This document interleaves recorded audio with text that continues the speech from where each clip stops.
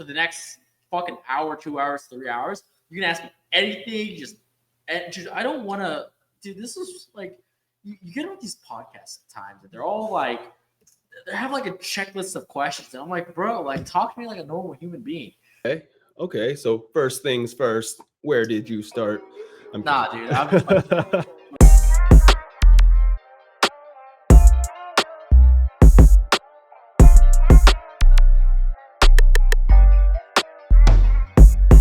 Welcome to our first ever podcast with Benjamin Hom, Bolt Deals. We are All Pro Home Solutions, the Iron Sharpens Iron podcast.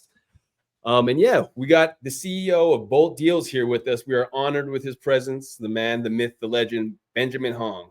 Yeah, you give me too much credit. Yeah, everybody gives me too much credit. I just, like I was telling you guys earlier, I just try to stay out of trouble and pretend like I'm working hard.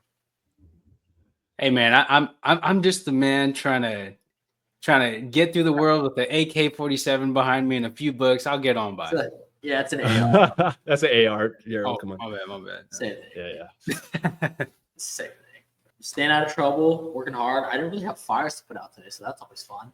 I just had a lot of meetings, little things that we had to fix. But yeah, it's always fun. Sales, back end, it's always fun. Yeah. That's what it's about, though, right? Yeah, I mean, dude, we're in business, and we get into a lot of we create a lot of chaos in our everyday activities. It's kind of fun though. Chaos is fun. Yeah, bro. I mean, it's proactive, right? And that's all we do is we act all day. But if you're kind of just standing on the sidelines, not trying to solve shit, then what's the point? Yeah. Like, where's the fun in that, right? Like, sometimes you need to like break something to just go fix it. Yeah, I've been through that. I would create. You guys are nuts. Just so I'd have something to do. So, but as you go on in business, it doesn't happen as much. Gotcha. You mentioned staying out of trouble, Benjamin. I think your definition of staying out of trouble may be a little different than your average everyday Joe, no pun intended. But man, I guess I'm really curious. Like, what is a day in the life of Bolt Deals like? Yeah, so it's not that glamorous, right? My day typically starts. How does my day typically start? It either starts at 7:30 or it starts at 10:30. It's one or the other. It's never like in between. So I typically I wake up. First thing that I do, and it's part of my morning routine, I take a warm shower.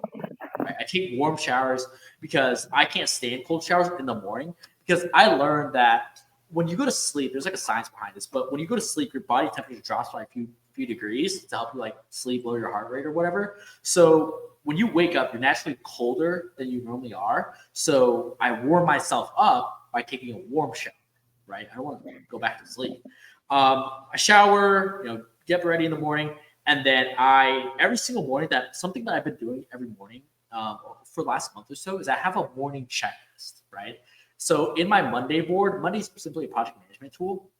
I have a checklist of things. It's like 5 things. It's like check all your accounts, check the marketing campaigns, check client success trackers, check team calendars, plan day. So if I didn't schedule my day before, I'll calendar block this day. So the question that I ask myself is, what are the 1 to 2 things that if I do today will drive the business forward, right? It could be creating content. It could be setting up an email list. It could be connecting with clients and getting feedback like I am with you guys right now. It can be fixing a data tracker, whatever, right? So what are the 2 to 3 things that I know that if I do will drive the business forward? And then another one is content, right? I try to post at least 1 to 2 pieces of content per day, whether that's a story, whether that's a post, whether that's creating an ad, whether that's an email blast. So an email blast is something I literally started yesterday, right? I set it up and I started yesterday, and I made a commitment, right? So my entire goal of this email blast or this email newsletter is I want to document everything that's working for our clients right now and share it, right? So now obviously it's not going to be everything all at once, rather it's going to be like little nuggets as we go, right? So like what are we doing to hire acquisition managers? What is this one strategy that we've done that's literally a check mark that can cut cost per lead in half overnight, literally, but maintain lead quality? It's like little things like that, little nuggets. Because the biggest thing that I noticed is that my competitors aren't doing, right? And if my competitors aren't doing it, I get on it first. Eventually, I will have more reps. I will learn quicker. Feedback cycles are going to be quicker, and eventually, I will win. Right? Winning is defined by many different things. For me, it's just being ahead, right? After that is around, I'd say 11 is typically when I start my meetings, and from 11 to 1/2 these are where the bulk of my meetings happen. Right. So it's typically the client success huddle. So on that call with JT typically leads that. I let him lead it because he is a manager in our company. We pretty much cover everything. So the way that I like to run meetings, I like to always start off with wins, right? We always start our meeting off with wins because we want to get everybody into this like positive environment. Because most of the time when I used to run meetings, and I've seen meetings ran in the past, is that they are very boring. Right? There's nothing to look forward to. So not only on our sales team, but on our client success team, people in the back and making sure you guys are making money, we have wins. So wins are like all pro got this, Jesse got that. Like we have that, and we tie it to a person, right? So like, for example, if one of our lead managers set an appointment and Gerald, you got it under contract, we would get Sam the shout out. Right. So JT would shout out Sam. And it's just like we're building a culture where everybody is pushing each other to get better and we're all keeping each other accountable. Right. So I like start with wins and then we go into announcements, right? Announcements like, hey, this is something that we're working on. And typically I lead this part like, hey, this is something that we're working on. Here's what we're going to expect, etc. Right. And then we dive into the numbers, right? So numbers are like, okay, literally just client campaigns. So we go through each client one by one.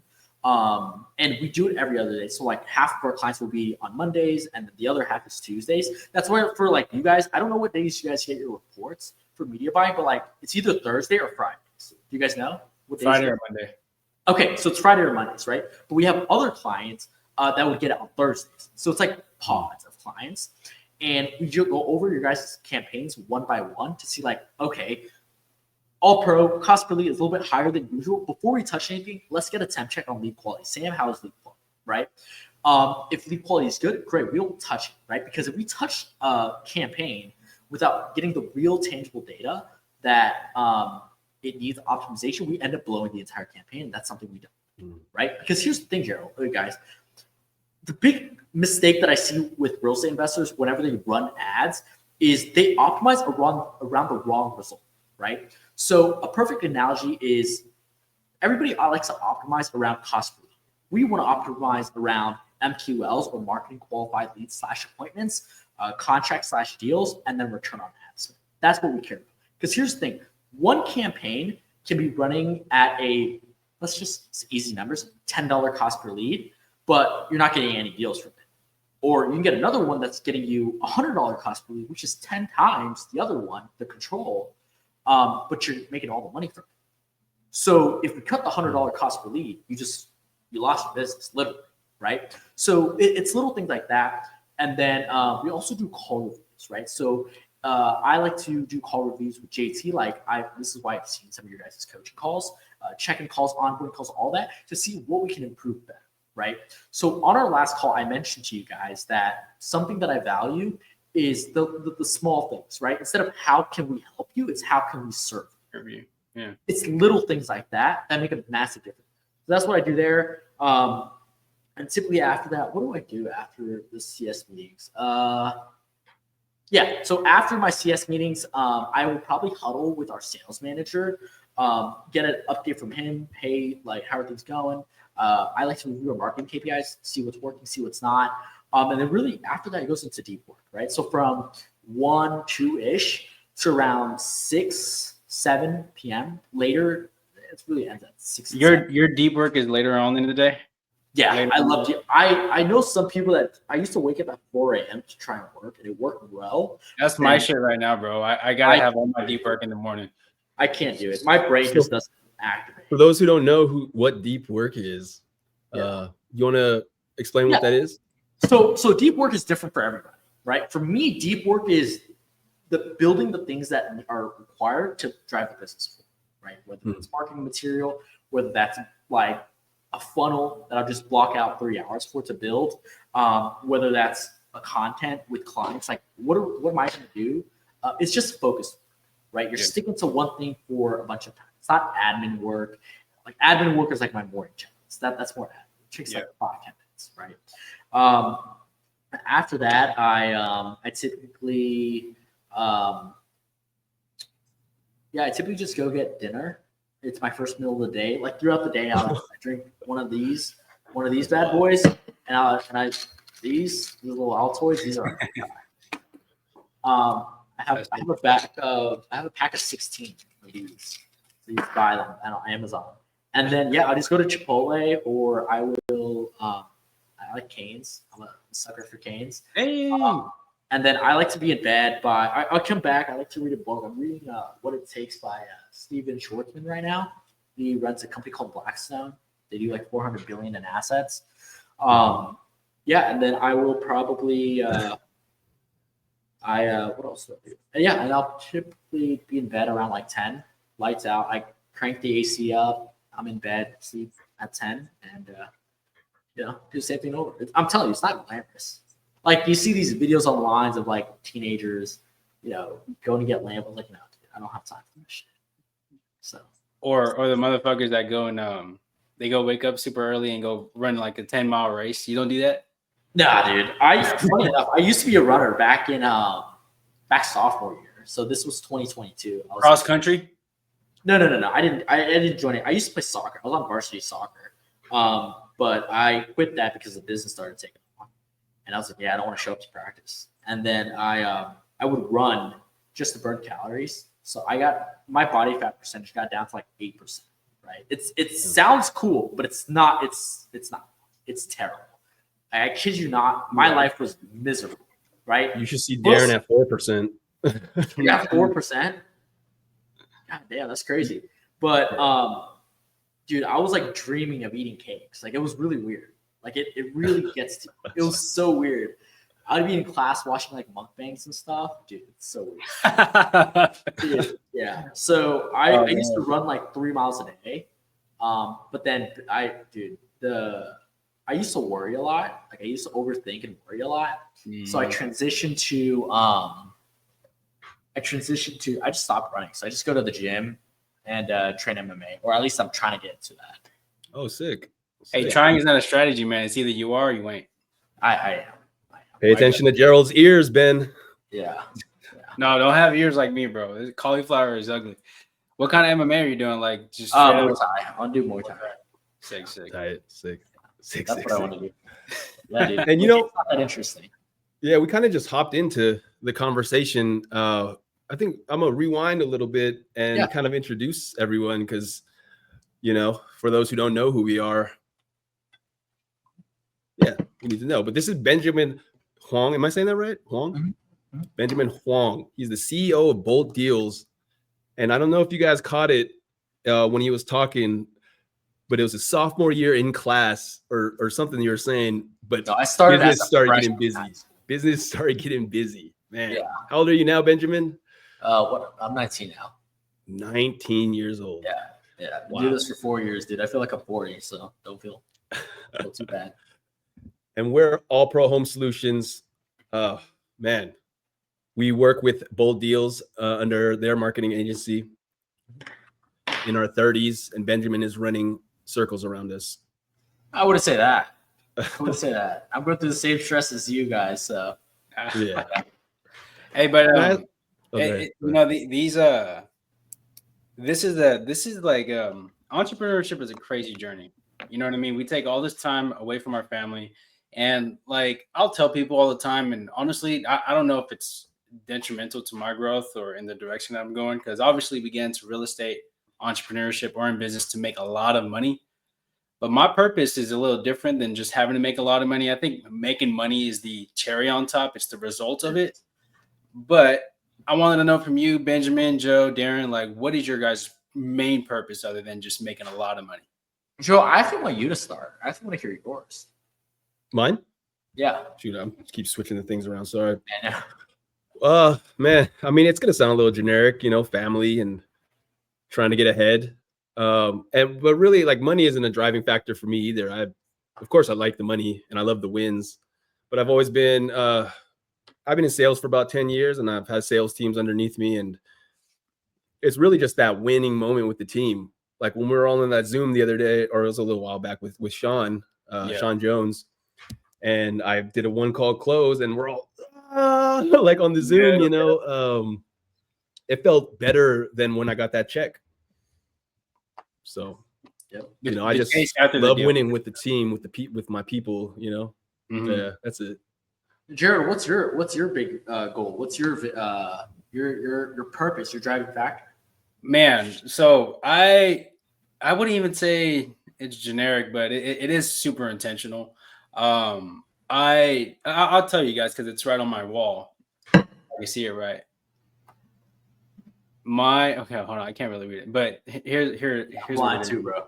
Blind. My mission is just to simply empower others around me, empower the people in my family, and to lead people in the direction that'll help pour more into them, build onto the momentum, and try to not even try, because trying is not a strategy, but allow them to see the potential that they've never seen in themselves. So I'm always coming from a place of empowerment and encouragement. I know God gave me that gift, and I'm just here to help people.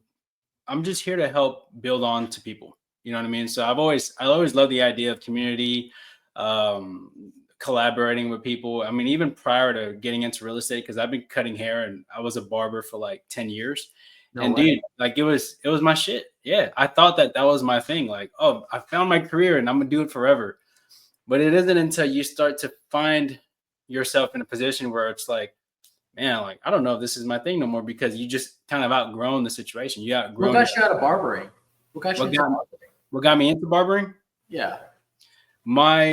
So I have 5 brothers. All right. My mom thought it'd be a great idea to just buy us a pair of clippers, so that way she can save herself some $40 every 2 weeks. So we would just cut each other's hair. Yeah. Now, out of all my brothers, I was the only one that wanted to cut hair. So I'm like, fuck it, I'll do it. And I knew it because it made my mom happy, for one, and save some money. And it was just a way for us to, I guess, save money. My mom cuts hair as well, which is why. Oh, does she? Yeah. Does she still cut hair? No. Oh, she does cut hair. She just cut my hair. Ah, yeah. So she probably loves it. So cutting hair, yeah. No, I love it too, but I had to let go of it because it's the environment that I was in. I just outgrown it, and I'd rather spend time building the business and helping other people rather than spending time for money. You know what I mean? So it became this thing where if I didn't get out of the barber chair or if I didn't get out of the barbershop soon enough, I wasn't getting into that version where I could do so much more for my community, which is getting into real estate and getting into the thing that I really want to do. So what was that driving factor for you to be like, okay, I'm going to draw the line in the sand and I'm going to quit barbering today? What was that decision? What made that decision for you? That's a good question. That decision was knowing that if I didn't go and jump for what I am destined to do, and to just be stationed at a barber chair, to be stationed at a barber station, it wouldn't fulfill me as I know that real estate investing would. So I think it was, I value a lot of like uncertainty. So just, hey, let's go and strive for something. Even though I may not see what's over the hill, I want to push this thing over the hill. So it's that kind of motive, like not knowing what's on the other side, but ambitious enough to go and push myself. Do you regret taking that bet on yourself? Taking that bet on myself? Not at all. Yeah. No. It was because I need to circle back too and re-answer after that. I tell people like, man, I should have stopped cutting hair 5 years ago, 10 years ago. But what I did do when I joined real estate, or when I started doing real estate, was I did not quit my job. And I think that's the number one thing that people need to understand first is like, you don't join or you don't do real estate investing or become an agent or a wholesaler and then quit your job. No, like this is your side hustle, and your 9 to 5, your W-2 is going to supplement that hustle. And when you make enough to then supplement the income that would replace your 9 to 5, then you go and quit and call it a day. But I would never suggest anybody quit their job in the first year around or 2 years. It's always the process. So you're saying it's better for somebody to get into real estate, get some traction, and then quit your job, or is that what you're saying? I would. Yeah. So where I'm trying to get with this is if somebody they really want to get into real estate, right? Real estate is like their calling. Let's just call it that.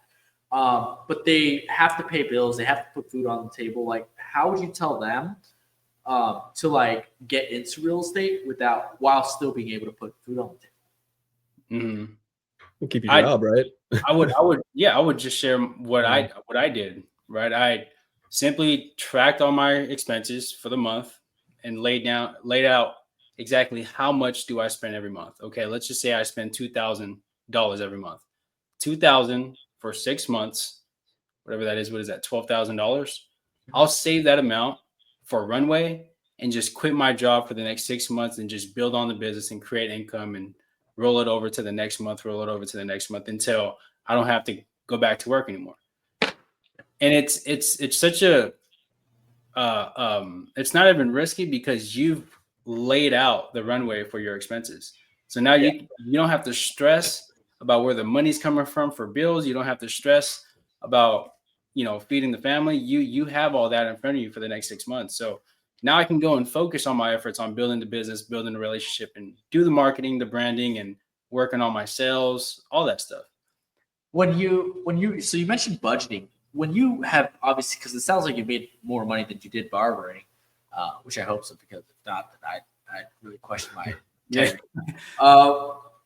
Have you noticed any like lifestyle inflation where you spend more money? Because that's something I definitely ran through. Yes, bro. Yeah, I mean, look at groceries. The cost of a gallon of milk went up. Like not only that, those are necessities. I'm talking about like the nice stuff in life. You know what I mean? Like, I'll tell you, I'll tell you this. So I've never purchased my own car, right? I've always had hand-me-downs from my pops, and I've had a truck that it was another hand-me-down. I built this room in my garage, right? Initially for me to cut hair in, stopped cutting hair. Now it's my office. And I figured, look, I'm not driving as much anymore. Let me go give this truck to my cousin, which he's in construction. So now we only have one car, bro. My wife hates it, but I tell her to this day, like, I owe you a car. I'm going to give you a nice car too. But what I'm saying is, yeah, dude, we really had a downsize in vehicles, downsize in the amount of money we're spending on groceries. And it sucks, but I think it's hard. I think it's worth, it needs to be done. So like, I forgot which episode this was on Bigger Pockets, but somebody had give the analogy that, when it's a good market and you're buying and you're making a lot of money, you're on offense mode, right? You're attacking, you're making so much money, that's offense. But when during a down market where you have to really like, all right, let's reassess, let's let go of some of the things that's not making us money and not spending money where we don't need to, that's defense. So for the last 5 years, I was just playing a lot of defense. I love that. Yeah, dude. I mean, for me, when I started making some money, I started making some dumb decisions. Like, because for me, like, Joseph, I think it was you Joe. I don't know if you're full. Yeah, because I see in the CRM, it's Joseph, right? Yeah. Your real name's Joseph. Yeah, that's what I see. Yeah. Like for me, I grew up with not having money, right? Like I remember really vividly. I remember being in 6th grade, and coming back from Christmas, and I remember this one kid. I can't remember. His name was Michael. John's Elsa's name. He got a PS4, and that really upset me because I got a box of candy. I got Mike and Ike's for Christmas, and I'm like, wait, you're getting like why don't I have that? So throughout my entire life, it was like everything that I wanted, I had to get. Right, I had to work. Right, like I got a whole phone behind my parents' back with Christmas money. Right. So for me, it really, and you fast forward a few years later, I start this business, and I don't want to sound like a pick me kid or like a like a sob store or make it a sob store, but like I feel like I went through a lot of crap to get to where I am today. So whenever somebody says like, "Oh, you're so lucky," I'm like, "Dude, I'm gonna slap you right now." So the only thing I would say I'm lucky with is that I found this opportunity earlier in life than most people. That's the only area I would say I got lucky in. So for me, like going through everything that I've learned to build the business to where I am today, my purpose is I want to document everything that I'm doing and share it. I want to be that bigger brother I wish I had when I first started, right? So I basically create content that I would like to watch if I was just starting, right? Whether that's wholesaling real estate or starting a marketing company, right? Because in my personal opinion, if you're going to build one business, building all these other businesses is easy, right? It's the same fundamentals. There's marketing, there's your sales, there's your operations / fulfillment on the back end for you guys for wholesaling. It's dispo, and then there's the legal and all that other crap that keeps you out of jail, right?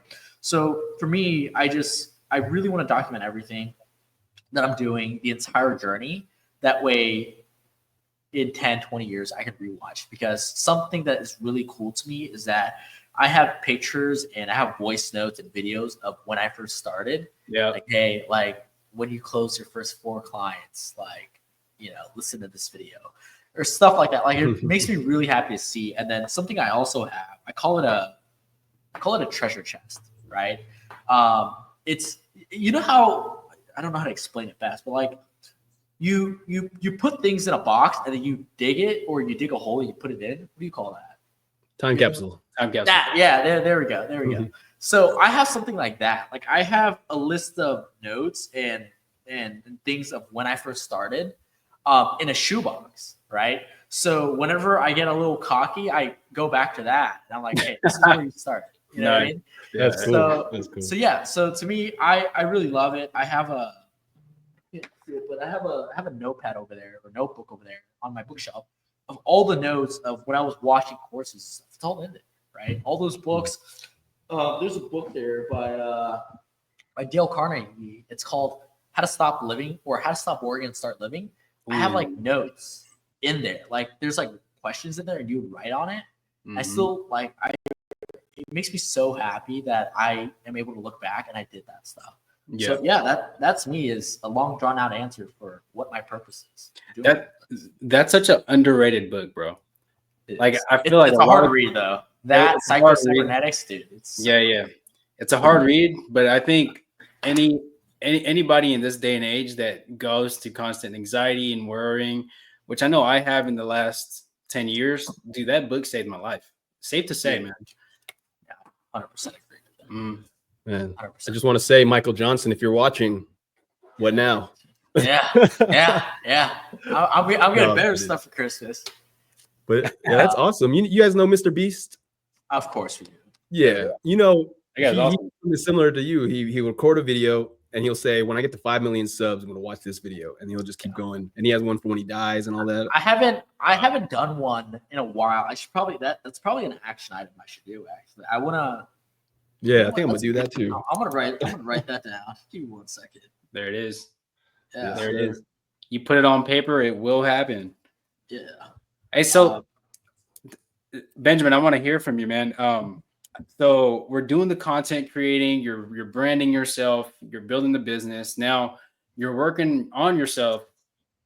What's the next 5 years look like to you? Dude, that's a great question, and I took long and hard to think about something like that. Like, I really want to transition into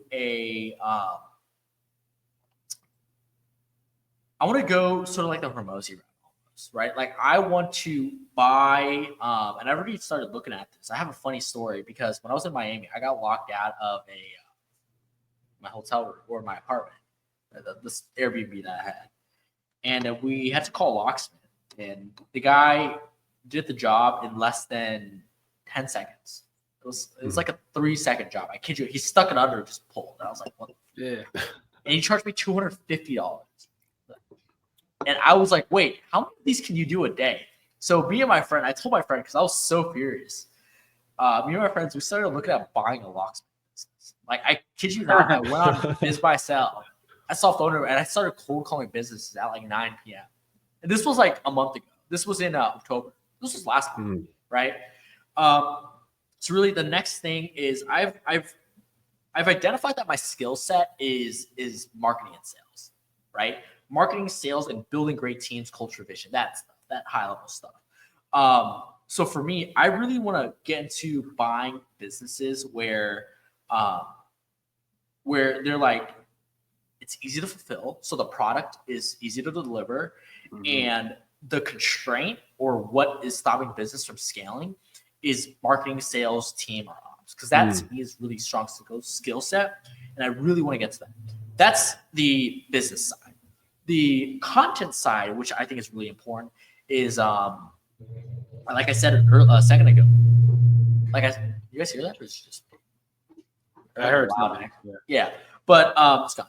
But I wanna document everything.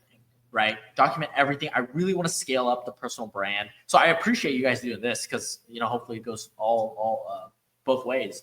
But I really want to scale content and get myself out there more because I realized, and many people told me this, but like now it sounds like I'm stroking my ego. But anyways, I feel like I know a good amount of stuff to start sharing what I know, right? And I think I'm doing a disservice to others. People that I want to serve by not sharing it. So my entire goal is I want to document everything and share, right? And I have this saying that I was talking to a friend of mine earlier, and his vision, he's 20 years old, he's in Austin. His goal is to scale his company to $1 million a month, right? He's around 30-40K a month right now, which is where he's at. And I was telling him, like, dude, every single day, the longer I stay in business, the longer I realize how if you're not doing content, you're going to fall behind. And me waiting this long to start content, I'm already behind, right?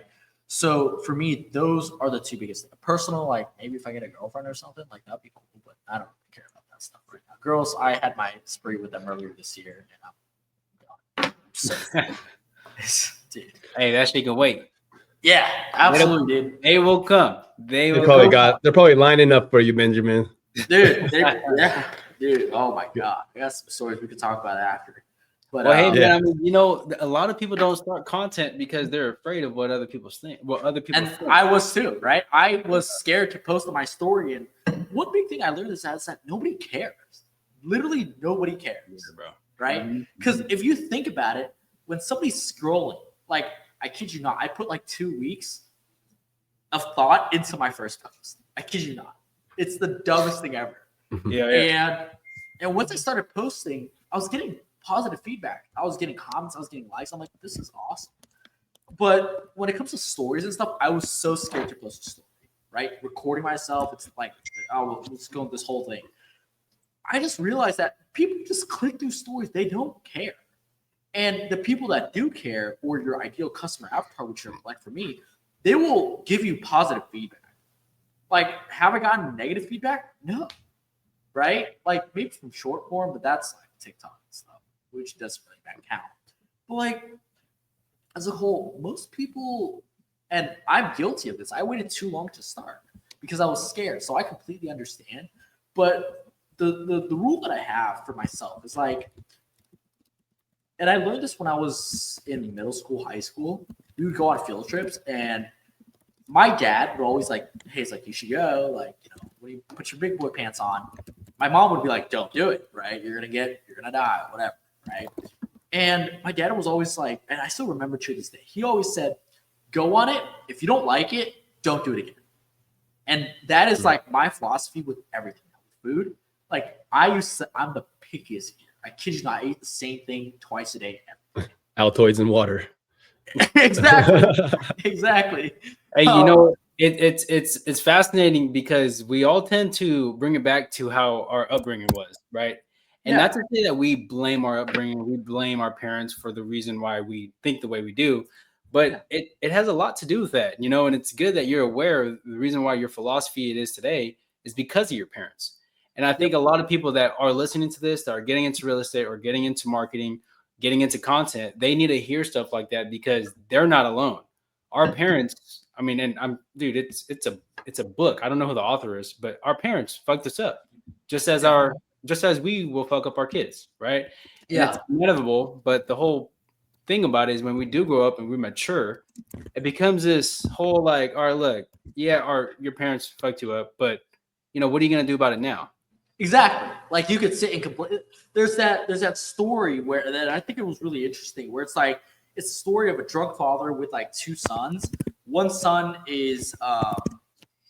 becomes like super successful, and the other son is like a deadbeat, right? And then some person goes up to them and asks them like, hey, why are you the way that you are? Like, why are you successful? Or why are you a deadbeat? And their answer was the same. It was because my father was an alcoholic. And to me, that's like, you are given a circumstance and it's whatever you do with it determines your result, right?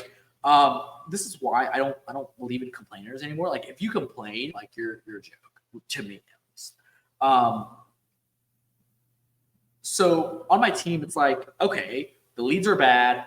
This, market sucks. Like, election is this, weather is that. Okay, what do you do about it, right? What do you do about it, right?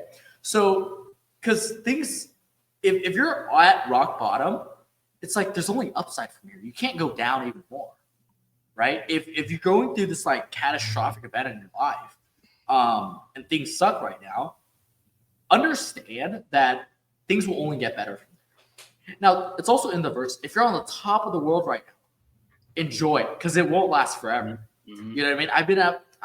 There are times where I felt like I'm on top of the world. I'm like, oh my God, this is insane. But there's other times where I'm like, God, shit sucks right now. Like, it's really, really bad. So what I do when I'm going through these tough times is like, I literally just take a step back and zoom out and I think of where I first started. Like, I would do so much to be where I am today.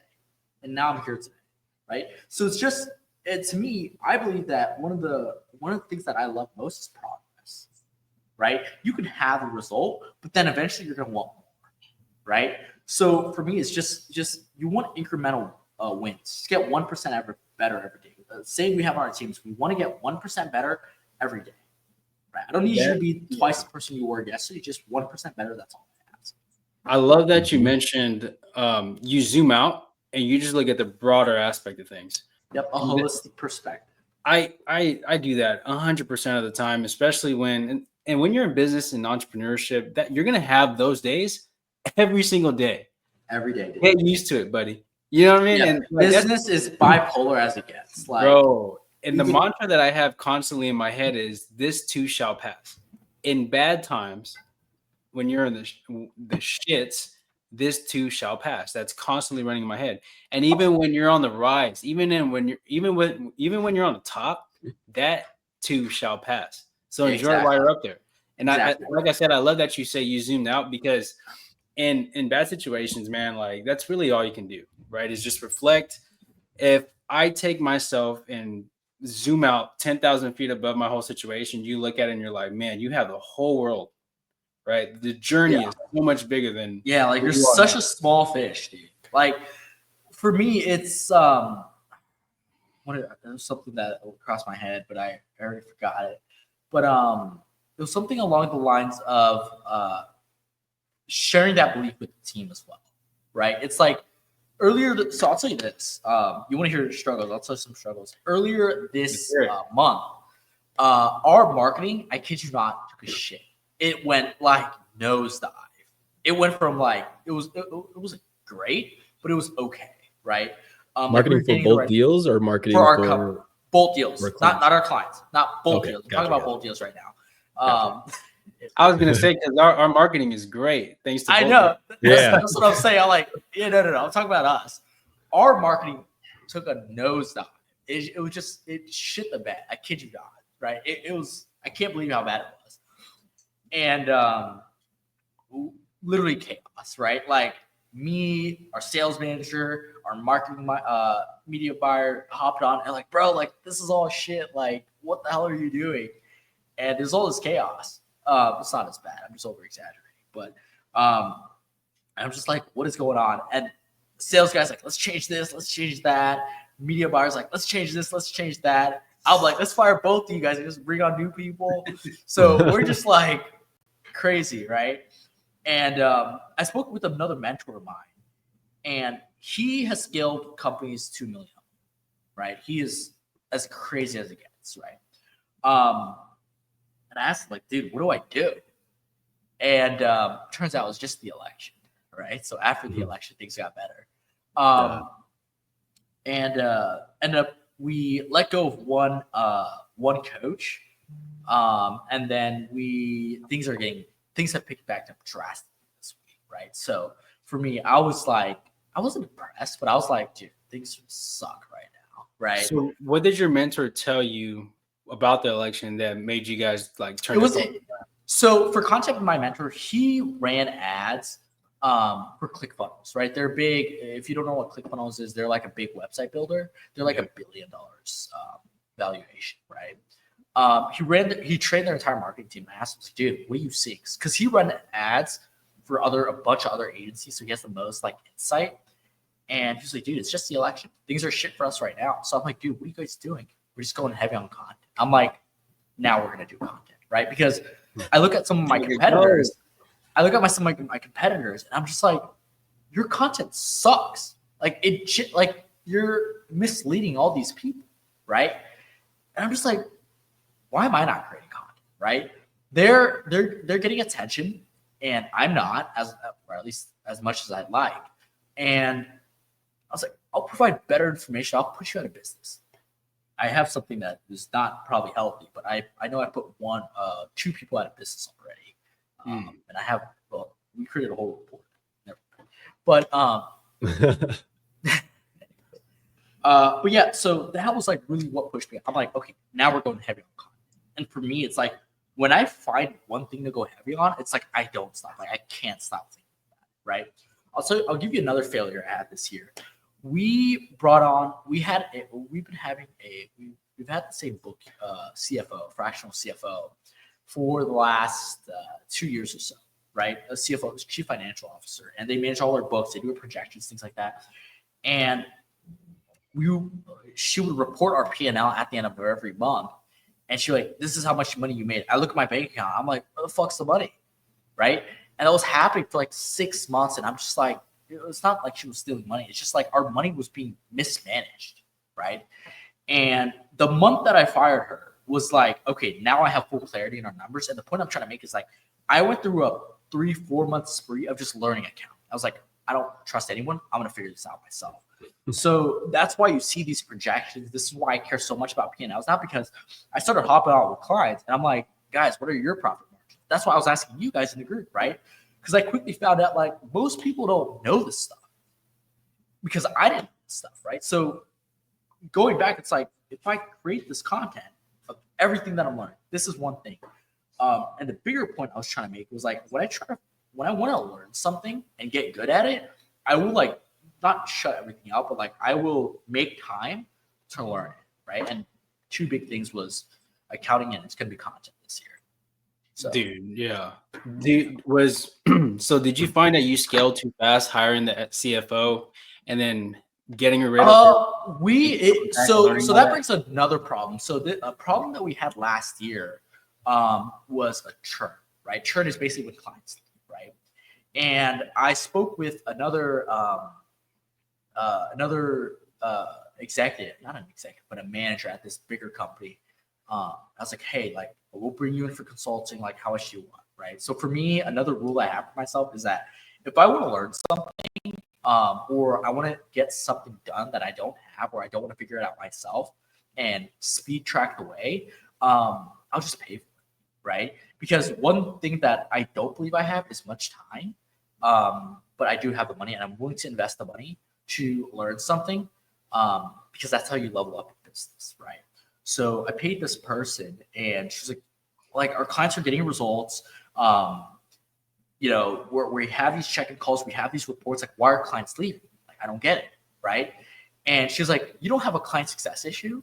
You have a client acquisition issue. I'm like, what the hell are you talking about? Right? Because it made no sense to me.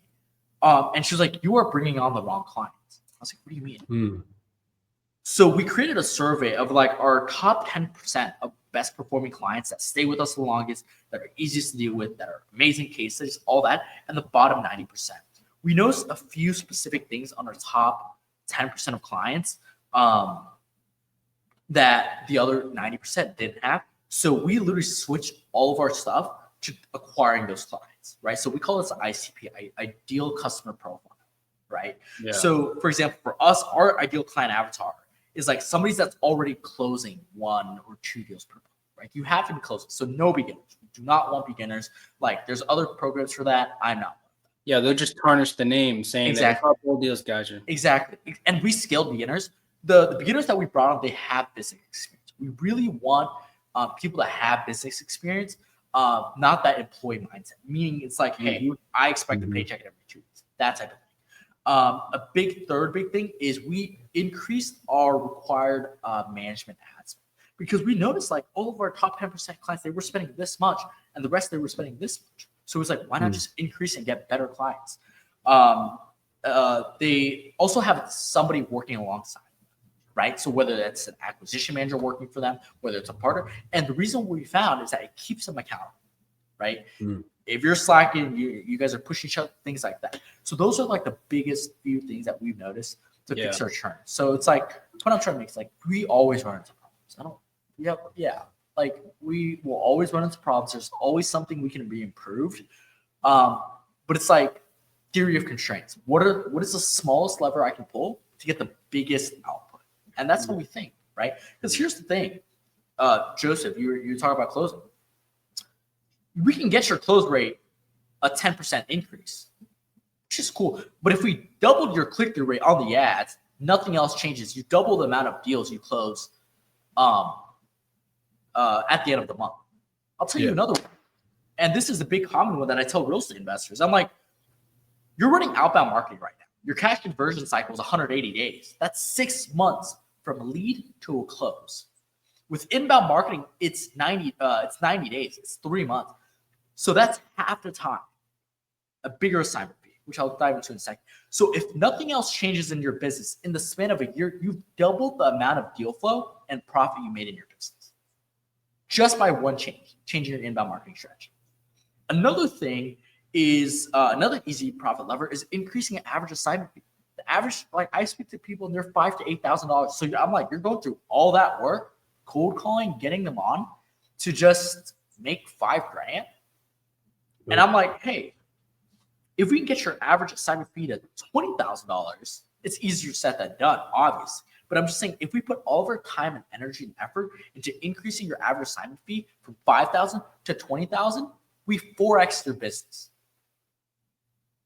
So that's literally how we think about everything.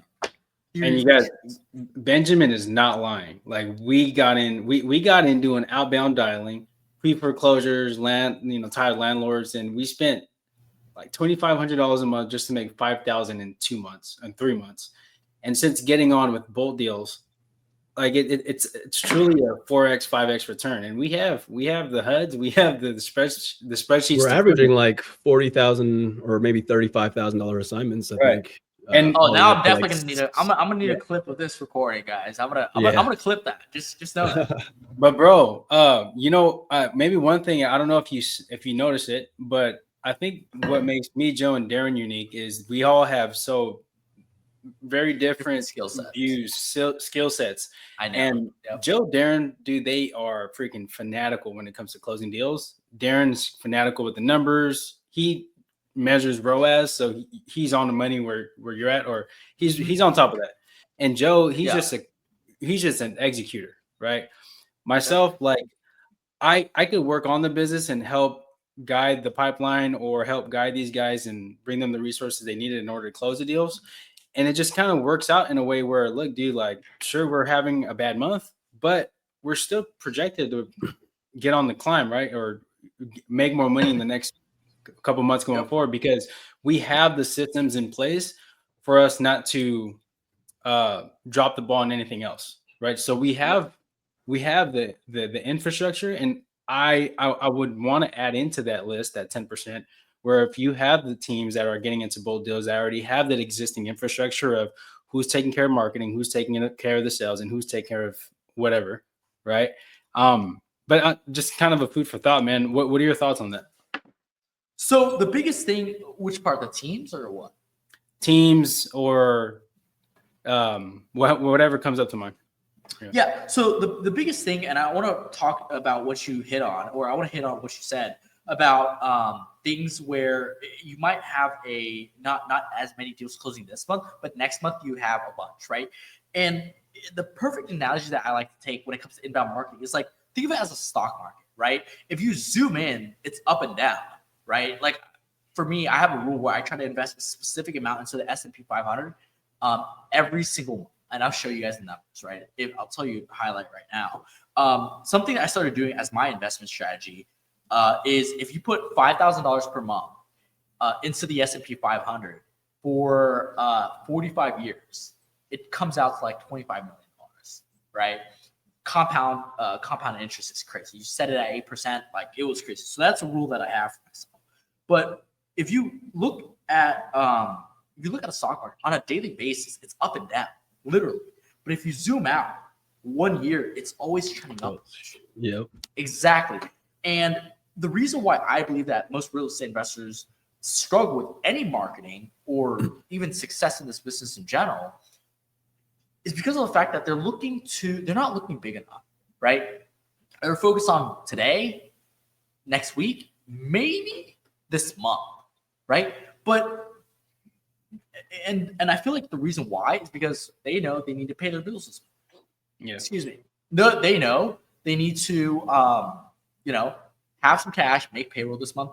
And there are months where you may have to break even or tap into your savings to make payroll. And I remember when that first happened to me, I was like, dude, I'm doing something so wrong. I spoke to an entrepreneur doing $1 million a month. I was like, dude, like, what do you do? I was like, dude, we still run through that. I'm like, what? And one thing I've learned after speaking to all these entrepreneurs is that we all go through the same stuff. But what makes somebody successful versus not successful is how they execute on it, right?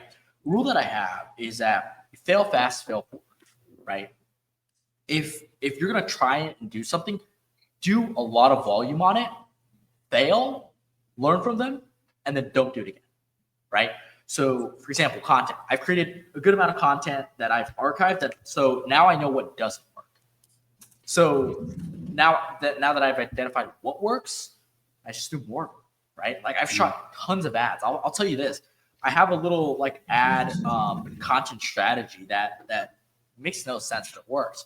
But like when I shoot ads or record something or whatever the case is, I put on headphones, I crank up the AC, and I play music as I'm shooting the ad. So like I'm reading a script, talking to the camera, and something. It's so weird because I think what it does to me is that it calms me down. Because when it's all silent and you can hear myself, and it echoes and stuff, like it throws me off a bit. But like that's going back to the point, like stocks and if you zoom out, everything trends upwards, dude. Yeah. But the question then becomes, are you willing to stick to it? Because if not, business might not be for you. And that's why it's so hard to go from employee to an entrepreneur. Because as an entrepreneur, you don't know if you can make payroll this month. You don't know if you're able to put food on the table, right? And the people that are willing to take that bet on themselves, in my opinion, eventually make it, right? Make it is very vague, but whatever somebody's definition of that is, right? You know, I think Joe and I we're fortunate, and Benjamin, I think you can attest to this too, is growing up with parents that have their own businesses. I don't think I understand the struggle of like a 9-to-5er and how the mindset that is. Like I really can't fathom that because I've never held a job. So my parents do have a 9-to-5, right? Both my parents. My mom cuts hair for a place. She doesn't own a place. She doesn't own a place. Right. No, she doesn't. For me, I saw my parents work 9-to-5s. To be honest, I don't like it. And here's why I say I have a story where it's when I was a sophomore. This is also sophomore, in my opinion, was one of the worst years of my life. I'll just say that right now, right? Not for a stop story. It's just I went through a lot. Like I needed to kill the old me to become somebody else, right? Become a real entrepreneur. And that year, I literally, it sounds so weird, but I really craved my dad's attention for something, right? I was 8% body fat. I was starving all the time. I don't know. I was going through identity crisis, literally. And I would work all day, cold call, take meetings, get beaten down all day. And now that I think about it, it's like, I just needed a source of validation. And honestly, I didn't really get that validation. My dad would come home, eat, and just go in his room and just watch TV or whatever, right? And I think I went so long without that, where it's like I had to give myself the wins myself. I had to celebrate the wins myself. whenever I would do something big or a client would get a result, you guys probably don't know this, but we have a whole channel in our Slack of client wins. So we can see, so every single time you guys drag a lead to contract, like I see that it fires off in ours. I get a text to my personal phone. And then whenever you guys get like a property under contract and you put like in the Slack channel, like, hey, I closed $40,000 just now. Here's the name. Like they all forward it to the main Slack channel. Like I'm telling you guys, that creates a lot of excitement and momentum. Exactly. I can imagine it being super energizing. It's exactly. And then whoever the lead manager would be like, hey, I set this appointment. It's just like good energy and it builds good culture, which we can dive into later. Of how I go about that. But yeah, dude, that's my take on that. You ever think of maybe creating something like similar like that, like the culture that you have in your business for the whole community, for all the clients? How I thought about creating a community, like similar to what you're talking about, celebrating wins, be able to, I have, work deals. So I spoke with a friend of mine who also runs a similar agency. He does it for agents, and he advised me against it because I really wanted to do it. I asked him why. He was like, clients don't want to feel like they're being thrown in a group, right? So the benefit, with every opportunity, there's a pro and con, right? And in order for me to say yes to an opportunity, it's very vague, but most of the time, the pro just has to outweigh the con, right? Absolutely. If you have one good pro, for example, with content, the pro is astronomical. There's so many pros, so many benefits to it. The con is that there are no cons, right? It takes time. And if you find a way to enjoy it and make it work, then you'll be okay. But going to the community, I don't want it to be like other communities. And here's what I mean by that. I want communities of only like high level people, like you guys. Like if I created, I don't know, a group or something with like 10 top performing clients in there, I would like that. That I would love that, to be honest. But the challenge with that is what happens with the other clients, right? We have, as of last month, we have a 91% client satisfaction, right? CSAT, what we call it. What happens to the other 9%, right? Do we leave them out? Is that fair to them? Like, what do we do, right? And I know I'm going to do something about it, and I know I really want to make it work. But I just have to find a way to make sure that the negatives of it do not affect everybody else. Because we have clients that are like, we have people that come from coaching programs and they have their own group, right? They do little meetups or whatever. And I'm like, that's cool. Right. But I like something I really want to do is I really want to host an in-person mastermind with our clients and invite influencers because I'm really well connected in the space to just come in and share it. It's going to be a free mastermind. You're going to fly in, we're going to rent a place, and we're going to have a blast, right? That's something that I really want to do because no other agency is going to do that, right? And on the front end, the bottleneck that it creates is it gives the client the perception that, hey, I sign up and I am just, I'm just going to be thrown into a bucket. And that to me is something I'm not comfortable with. Right? I am not comfortable with having that. But when it comes to community, I will definitely be doing something there. I'm just trying to find a way to make sure it works. People actually get value out of it because what I don't want is a is a mosh pit, basically. I don't want to mosh pit people. Yeah. So yeah, that's my perspective on that. I got you. Because I grew through a community. Like I love community. Like I've seen communities go to shit. Right. I'll tell you this. When I first started, I was going through this agency coaching program on how to build and scale your agency. And it was awesome. Dude. I loved it. I would hop on calls every single day. It was awesome. It was a group. It was a group type of thing. But as time went on, they started bringing in people that should not have been in, right? And they found an opportunity in the market, and they capitalized the hell out. They burned the market, literally. And I quickly left that group because I was like, God, I do not want to be a part of this. It's like, imagine going from a group of high-level entrepreneurs to a group of like 9 to 5 people. There's nothing wrong with 9 to 5 people. I want to be very clear. It's just a different mindset, and it killed the community. Like, I'll tell you, this business is not active anymore. That company's not in business anymore because of that mistake. And that, to me, is not a risk I'm willing to take. Yeah. Huh, that's interesting insight. I wouldn't have thought of that. Yeah, dude. There's any cons with every opportunity I evaluate. There's always pros, because the mistake that I always make is I always try to see the best. I always try to see the best people, right? I have this mindset like everybody has good intentions until they're proven bad. It's innocent until proven guilty in my eyes, right? Mm-hmm. And a friend of mine told me that was bad because I made some investments that looked amazing. I'll tell you this. I did a flip December of last year. December 26th was when we closed on it.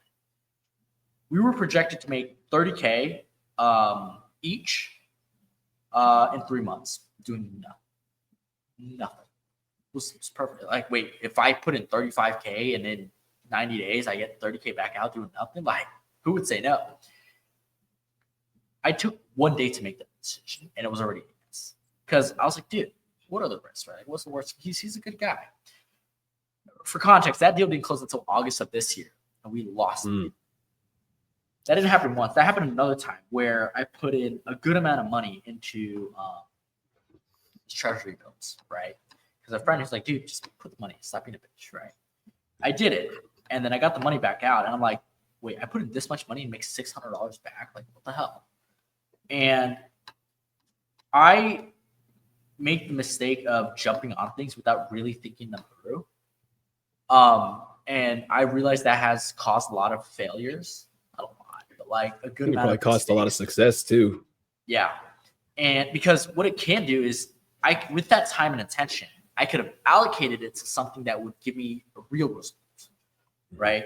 So, for example, doing content with you guys, right? It builds your guys' brand. It builds my brand. We all win. What is the downside of us? Okay, we're on for 2-3 hours. Okay. And what else? Nothing. Cool. So let's do it, right? So as an investor, in my personal opinion, how can I maximize upside with as little to no downside as possible? That is my definition, right? That's my litmus test for every opportunity I explore. And I'm not willing to put this business at risk because my clients want to make some friends. I got you. Hey, Benjamin, I wanted to ask you about bold deals, like a little bit more on the nitty gritty of things. Like, how you guys doing this year? Dude, it's our best year. I'll tell you that. Yeah. Has it been a scale up the whole time? So from 2022 to 2023, we doubled. No. From 2021 to 2022, we 30x their company. Yes. So wow. Yeah. And then from 2022 to 2022 to 2023, we doubled our company, and this year we're going to triple our company. Wow. So, I mean, for someone like the normal everyday person who's watching right now, those moments where that shift changed, and what was that change that happened to get you to 2x or 3x? Me. Here's what I mean. Yeah. At every stage of business, you have to kill your old self to be a new self. Mm-hmm. From 0 to 10K, you're an employee right now. I take that back.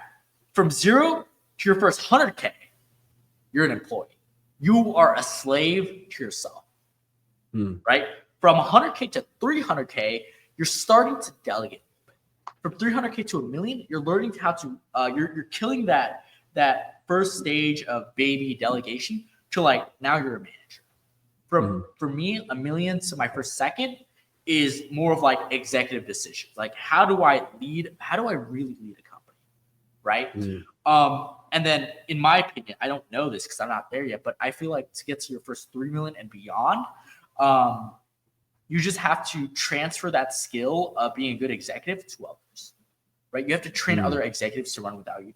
So at every stage of business, and in my opinion, everybody's going to experience this, you have to kill your old self to grow into your new self. It's like a caterpillar, right? If you want to be this beautiful butterfly, I can't remember the life cycles because this shows in kindergarten, but you go from start out at eggs. What butterflies start out as eggs, right? Something. Larva or eggs. Yeah, whatever. And then they go into like a little caterpillar, and then it goes into a cocoon, and then it goes into a butterfly, right? Yeah. But if you look at the final step from the cocoon, the little wrapping thingy, to a butterfly, it has to break out of its old self to become this beautiful thing, right? So for me, because I'm not going to speak for other people, but for me, at every stage, I had to be somebody else. I had to kill my limiting beliefs. I had to kill the it's really limiting beliefs, things that held me back, right? And take everything that I've learned to my next stage of life, right? So yeah, like I've learned a lot this year. I've made a lot of mistakes, right? I'll tell you a really crazy one. The beginning of this year, we were trying to build our sales team because for the longest time, I was all about client success and I would do all the sales myself, right? So I focused on building client success first, and then I transitioned to building a sales team. But we went through like 10 appointment setups in 30 days. We fired every single one of them in 30 days. So imagine interviewing, onboarding, training, and then firing. All that. Like that was the most hectic time. And it was crazy. And the beautiful thing is that I learned that skill set. So moving forward, I don't have to do it again. And I want to share this. The two most valuable things, in my opinion, that make an entrepreneur successful is perspective and their decision-making frameworks. With experience, you get perspective, right? And then the decision-making frameworks helps you execute and say yes to the right things, no to the wrong things, to help you become to who you are today. So to answer your question, I know that at every stage is me, right? Because here's the thing. You can't blame your team on everything. Can I say that one hire helped me with this? Absolutely. But who made that hire? I did, right?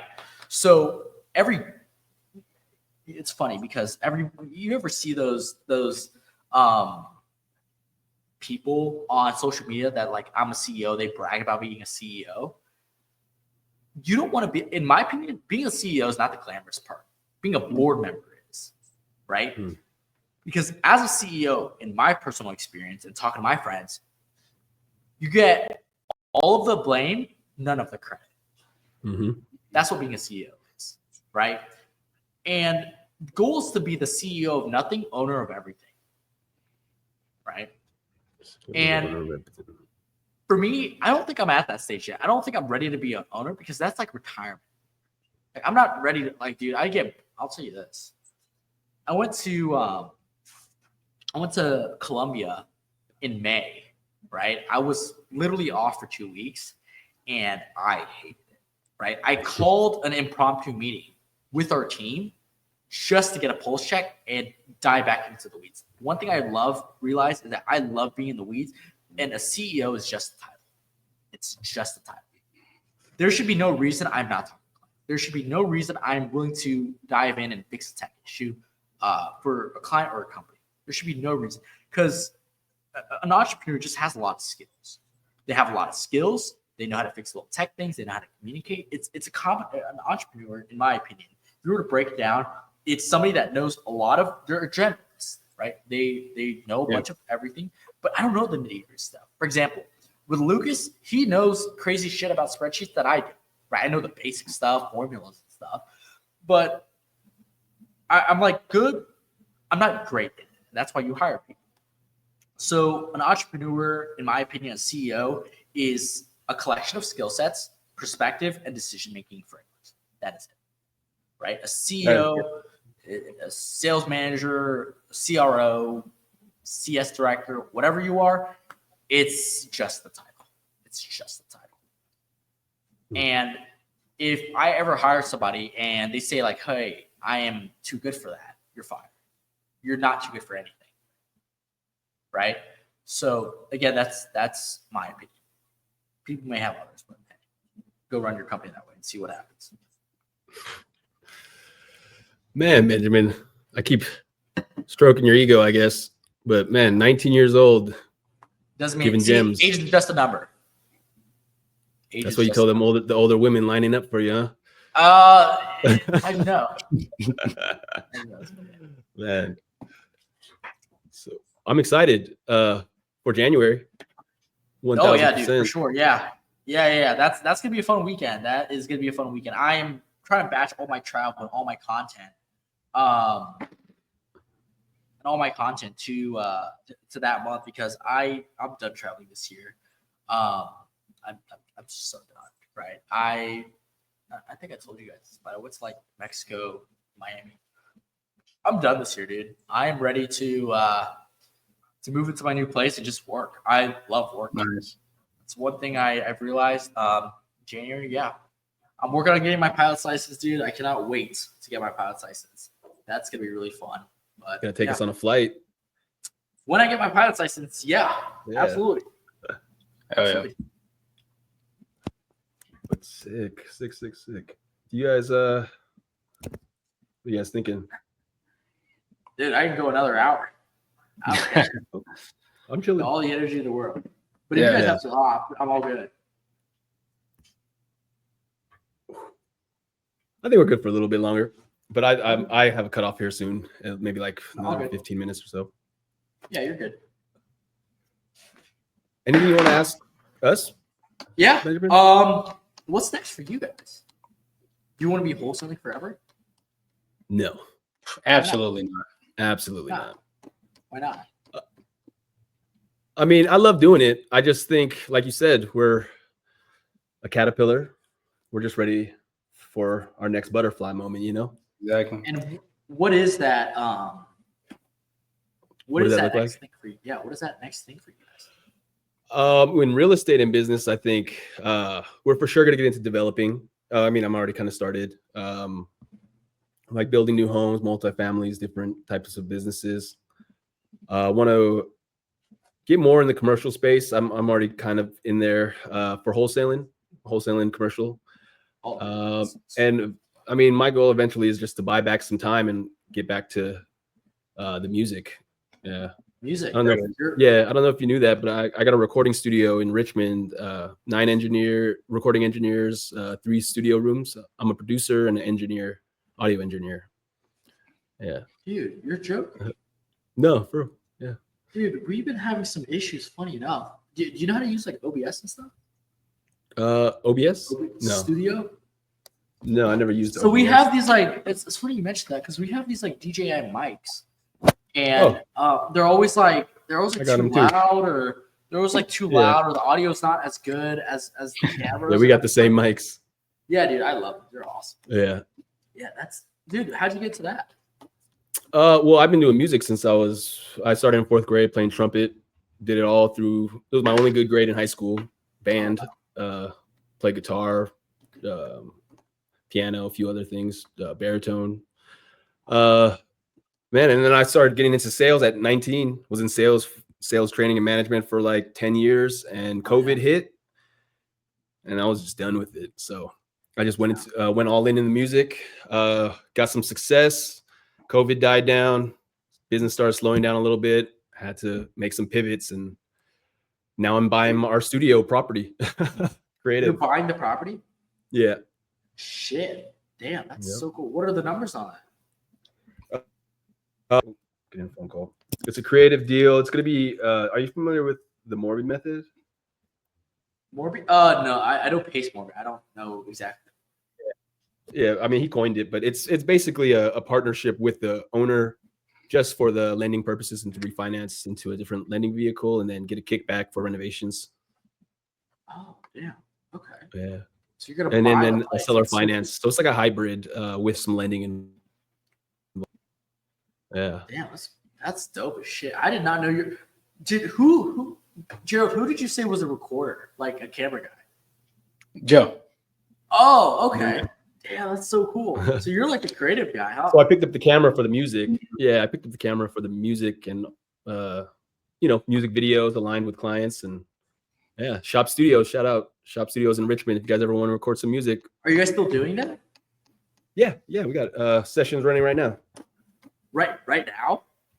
Yep, right now. I think so. Oh, shit, that's crazy. Oh, yep. It's hectic. We got That's crazy. 2 sessions running right now. Yes, sir. Yeah, that's crazy. Yeah. That is really cool. I never knew that. Yeah. What about you, Gerald? What's next for you? Well, man, you know what? I believe in economies of scale. I think we're hey, look, dude, we're definitely in that implementation stage. And I think you said it best is from that $0 to $100,000, we're doing all the work. Yeah. And we got to stay in that season until we figure out how to get us to the next phase, which in implementation, we are now in delegation or I think that's the next one, right? Delegation. Delegation is an amazing skill, dude. Once you learn how to delegate important tasks, get things off your plate. Well, first, when it comes to delegation, you got to start with the admin stuff. Yeah. And it's funny I say this because I enjoy the admin. Where I'm at too. Do you really? Yeah, I enjoy the admin. Because here's the funny thing. I delegated the important stuff. Right. And the reason why is because I got really, really lucky with my hires. I'll tell you this. JT, I found through a TikTok ad. You guys don't know this, and you can bring this up with them if you guys want to poke at them a little bit. But I heard the story. Yeah. So I was trying to hire sales reps at this time, and I put up an ad on TikTok because I wanted to test it. Right? I'll just blow $1,000, $2,000, see what happens, right? And so this is what I'm saying: fail fast, fail forward. And JT came through. So in a part of my application, you got to fill out the form, and you got to send me a video about yourself, your experience, like a little intro video. And JT, I remember he sends me a video at 11 p.m. And this is 3 days later after filling it out, right? So he filled it out and he didn't send it, so I didn't even look at it. But then he sends a video 3 days later at like 11 p.m. And I watched it. I'm just like, oh gosh, here we go. And I asked him, like, hey man, like, hey, we're not looking for a sales position right now. We are looking for a client success coach though. And he was like, wait, what? Tell me more. And he's like, dude, just shoot me a video. He's like, oh, I do stuff like that. I could probably find the text somewhere. And he shoots. So his sales video was like 1 minute, 2 minutes long.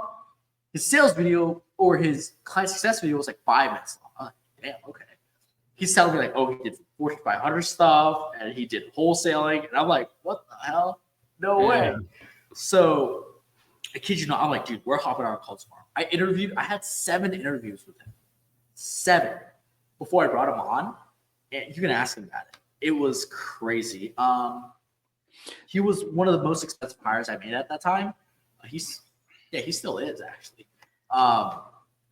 But yeah, that's funny. Worth every penny. So when it comes to delegation, you pretty much do top down hiring. And so he kind of just sets the playing field from there. Is he hiring and he's kind of like your right hand man? You go everything through him? Yes. Yeah. So for example, we brought in a new lead manager. I did the screening and JT brings up onboarding and training, right? JT is really good at building teams, right? He's really good at training people. I'm very good at finding people, right? So that's our yin and yang type of thing. And I figure out where I was trying to go with this, but when it comes to finding people, delegating tasks, I like to start at the top. At least that's what has worked for me, right? A lot of people start with the admin work, hire a VA. It's funny because I've never hired a VA successfully. Like whether it's from Egypt, Philippines, wherever.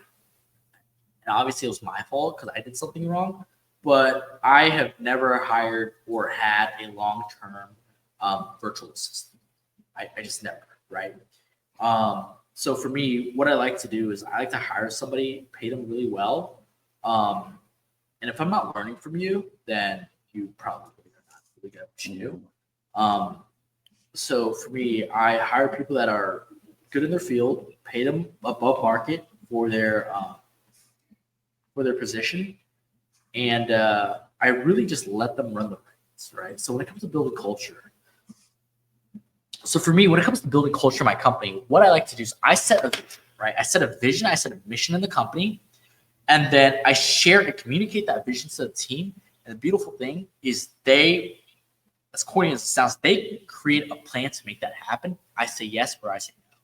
I'll tell you an example.